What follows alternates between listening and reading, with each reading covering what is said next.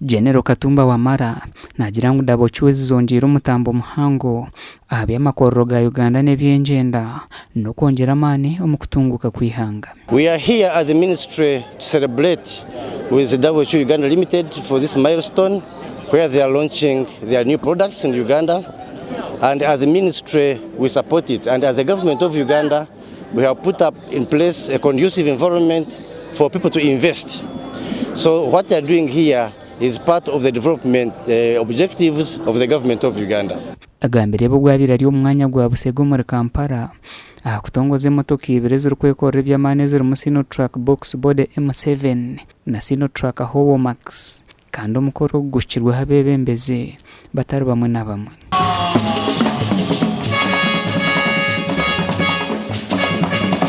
We have to make sure that they conform to the standards of the government of Uganda, and we are happy that they have already set up an assembly plant, Masaka Road, which actually is going to create jobs and employment for the people of Uganda. So these are very good new products, they are not second hand, and we encourage the Ugandans and other people to come and buy these products.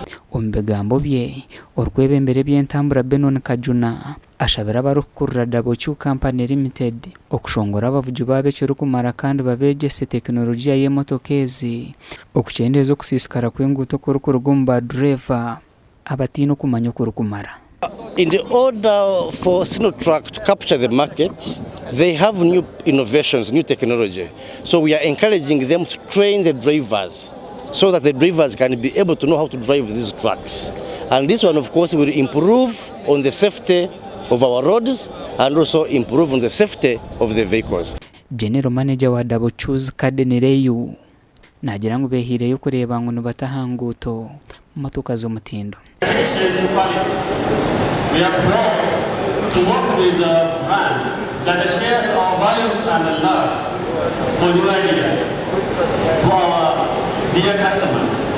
Richard Musani orukuri by'obutaro mu kampuni nagira ngo Dabochu nebije kutamana minjo mu kuchondoza ebyombo by'omutindo no kwegisa abakozi babo.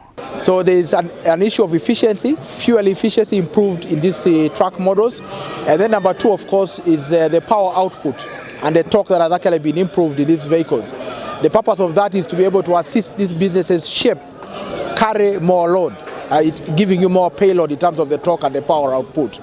So the business customers that are out there are really very sure that with these three trucks, you're going to be getting value for your money. Dabochu Company Limited yerishiro kusima obwerukwaye biconca haba hagize ebire birimo byomabiro kozi emyenda za TV screen, fridge hamwe nebindi.